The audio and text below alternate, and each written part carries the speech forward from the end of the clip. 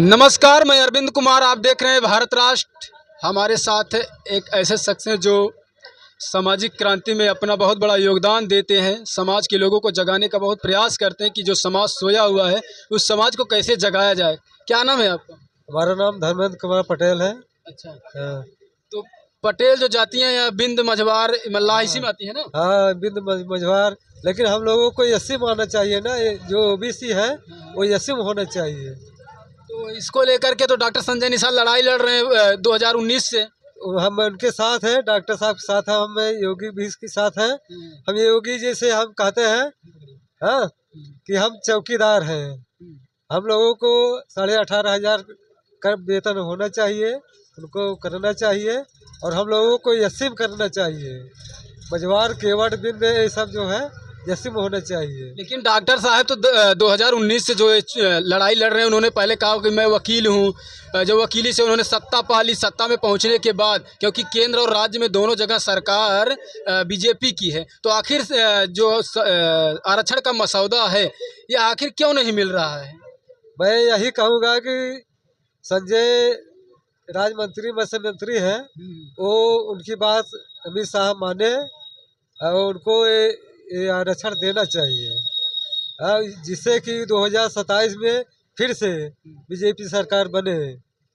तो लेकिन बीजेपी तो हर बार यही लॉलीपॉप दे के रह जाते हैं कि आपको आरक्षण मिलेगा। आरक्षण के नाम पर बिंद समाज के लोगों का वोट तो ले लेती है, तो लेकिन आरक्षण पर तो अभी हाल फिलहाल में योगी जी ने सीधा सीधा मना कर दिया, आरक्षण पर कोई बात नहीं करेगा। तो आप तब 2027 में किस तरफ जाएंगे? आरक्षण नहीं मिला तब की मैं बात करूँ, आप किस तरफ जाएंगे?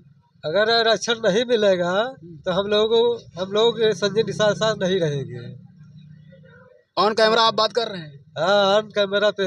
अब पहले बात, हम चौकीदार हैं, हमारे वेतन पहले 18,500 कर देना चाहिए।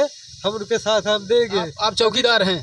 हाँ, हम चौकीदार हैं। 70,000 हम चौकीदार हैं। अच्छा, यूपी में। अच्छा, हाँ, बताइए 70,000 चौकीदार 2,500 पाते हैं महीने में। 2,500 में क्या होगा?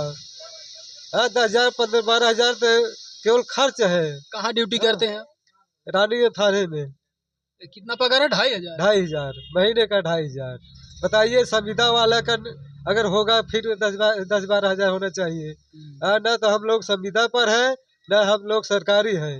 हम लोगों के कहाँ पर है? हम लोगों के ये बताइए, हम लोग क्या करें 2,500 तो में? 2,500 में परिवार भी पालना तो मुश्किल हो जाए, क्योंकि 100 रुपए से कम भी तो आपका पड़ रहा है। 83 रुपये पड़ रहा है एक दिन का, मात्र 83 रुपये। 83 रुपये में बताइए, हाँ, पान खाए, चूना खाए, क्या खाए? उसमें भोजन तेल कितना महंगा है, गैस सिलेंडर कितना महंगा है। तो आवाज उठाना चाहिए ना कि हम इस तरीके से हम 83 रुपये में अपना जीवन यापन कैसे करेंगे? इससे तो ज्यादा जो है, जो इधर मनरेगा में काम करते हैं उनका वेतन है।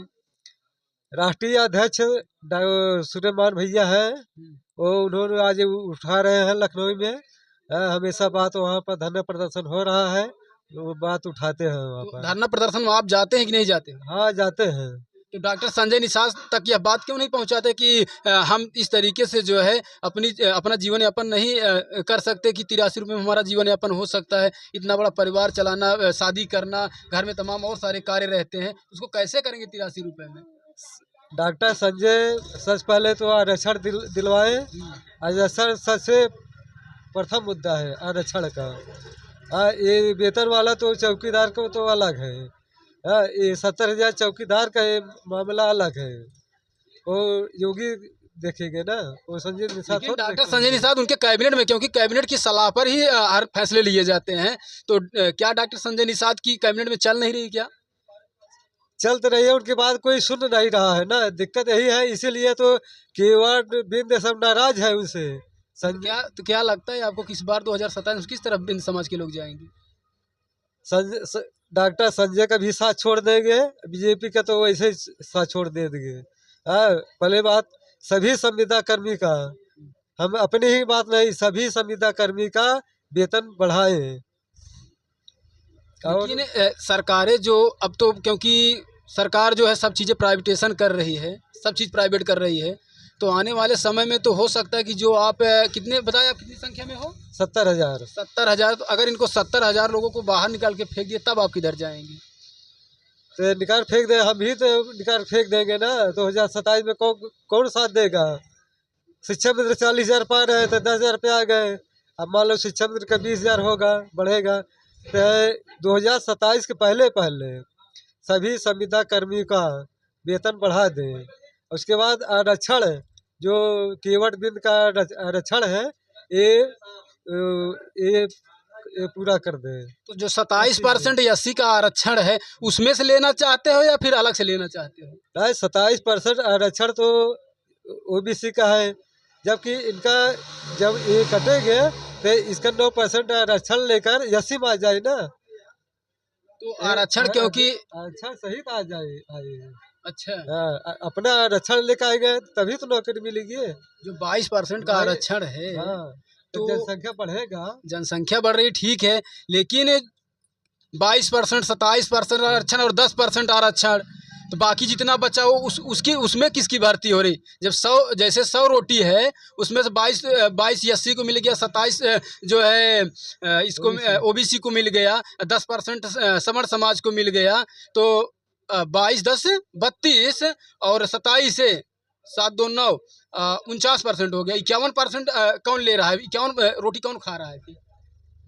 51% रोटी सामान्य वाले खा रहे हैं, जबकि 52% ओबीसी का है। हाँ। 52% में केवल इनका आधा मिला है, बस 27%।